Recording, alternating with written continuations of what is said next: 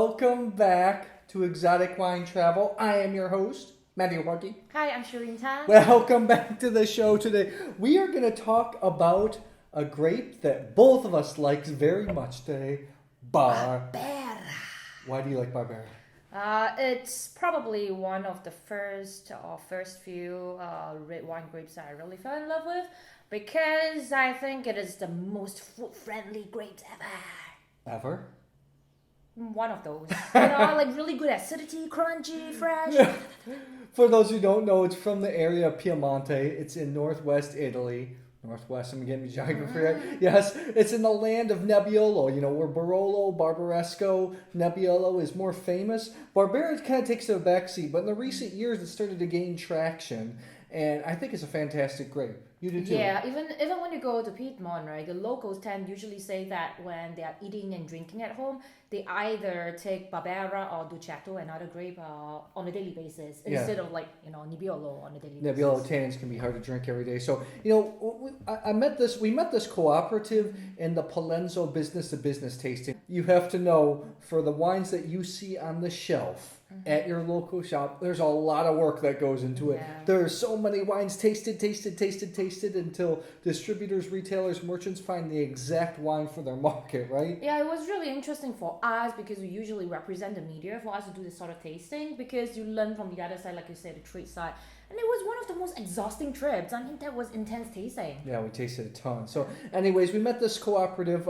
So the cooperative is called Vinchio-Vaglio Serra. I want to get that right because Vinchio and then Vaglio, they're two neighboring towns in Monferrato, in Piedmont. It's a cooperative. I love cooperative wineries. For those in the New World who are not so familiar with cooperative wineries, they're still pretty heavily... Wine is made by a lot of cooperatives in Portugal, Spain, France, Italy, because farmers with small plots of land can't afford all this expensive equipment. Everybody brings the grapes to one place, therefore they can make the wine, they can market it, they can make it look nice, right? Yeah, I think it really has a role to play in the society and also to the wine industry as well, especially if you're looking for high value and cheaper prices. Yes, I think cooperatives bring a lot of thunder, a lot of value for money.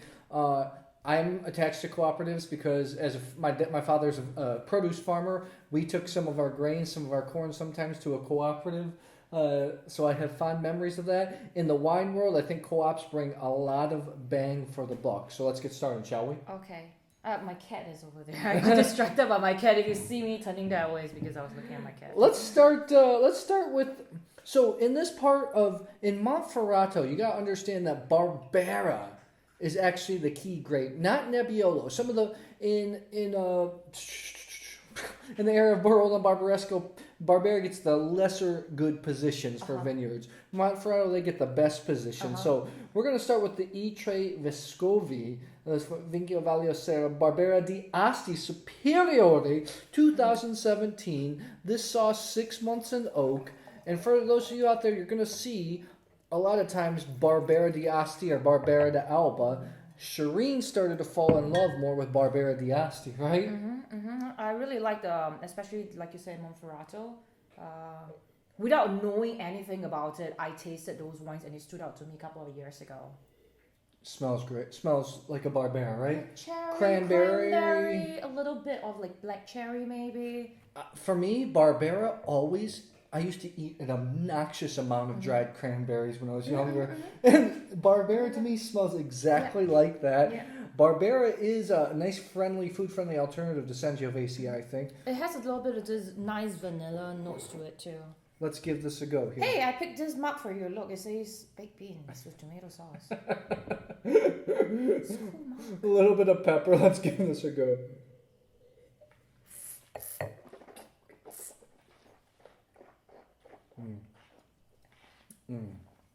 Oh my goodness.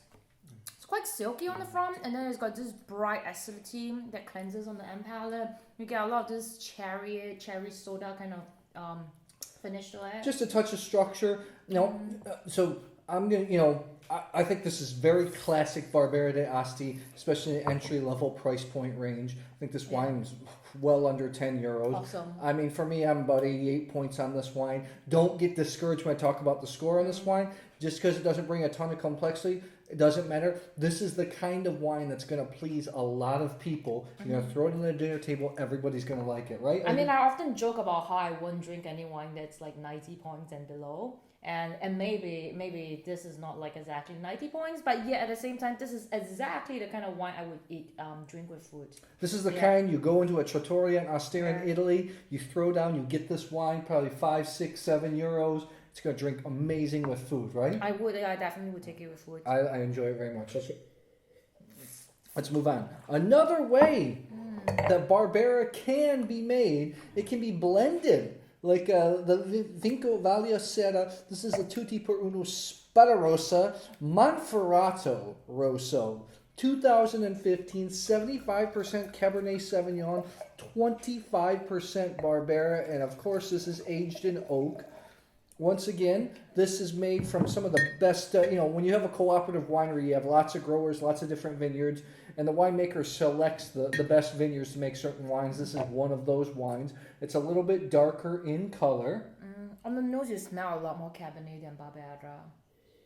This, to me, though, has the classic Piemonte's nose. Piedmont nose. Got some hazelnuts. Hazelnut, definitely. Quite earthy on the nose. Chocolate, dark cherry. This is good.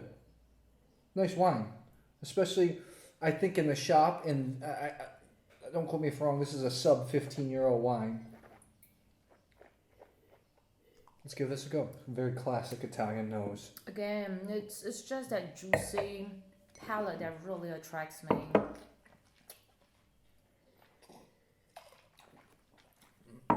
Napa cab, Tuscan cab drinkers. This is not what you're looking for. This is more kind of a linear cab. More medium bodied. It's still 14% alcohol.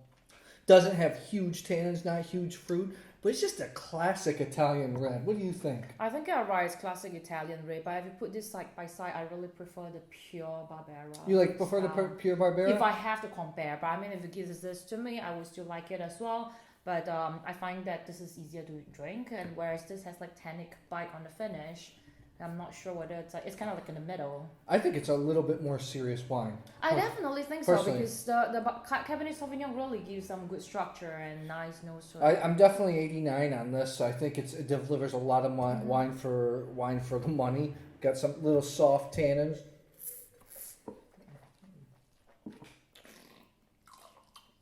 We have tasted this wine before. This is a wine that opens up with time. Oh yeah, definitely. And becomes a little bit more enjoyable. Really, really good stuff so far. Let's move on here. Hey, my big bean mug is filling up. The next is we have the Laudana Nizza. 2015. Nizza is one of Barbera de Asti's crus, special villages. 30 months in large oak cask, 12 months in the bottle.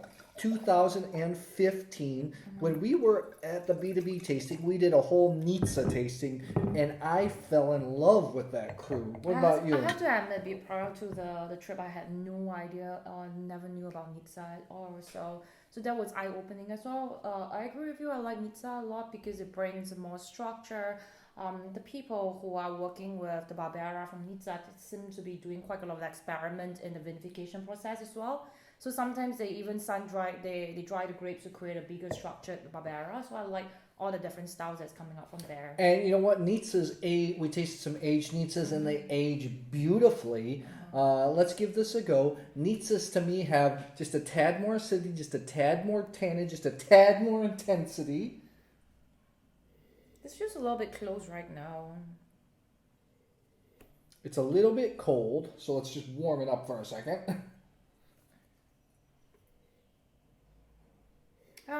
I picked out some green notes on the nose, and I don't mean it as a criticism. I kind of like it. A little bit of capsicum, right? You're talking about to go with the dark cherry. I get some cedar, a little bit of tobacco. Anything else you pick up? No, you just went on and on already. You cover everything. Smells really great. Smells obviously more complex than the Barbera di Asti. Let's give this a go. This is lovely. The tannins are smaller than the previous one, that's 75% cap. It's got a little bit of power in the in the back end. Still have the classic Barbera flavors with just a little bit more wood, just a little bit of structure, but not too much. Yeah. This is a wine I definitely think can age. This is a wine that's just nice and balanced. Don't you think? I like that it's crunchy in the front, and then it kind of expands in the mid palate. It's quite white on the mid palate, and then it tapers in again on the finish. It's like more acidity and freshness, grapefruit driven kind of wine. This is lovely. I thought the Cab would actually do better. The Cab Barbera would do better than this, but I'm a hard 90. I'm a firm 90 on this. Would you agree? I will add a plus to it. Really? You think it's because it's 2015, I really think it's some progress. And Barbera's got that crunchy acidity, so it has that freshness. Really wonderful. So fantastic wines. Good showing from Vinchio-Vaglio.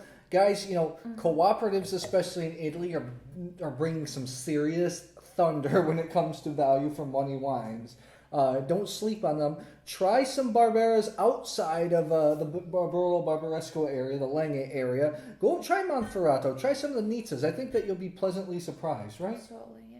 So guys, you know what? Make sure to drink lots of Barbera because it goes great with pasta.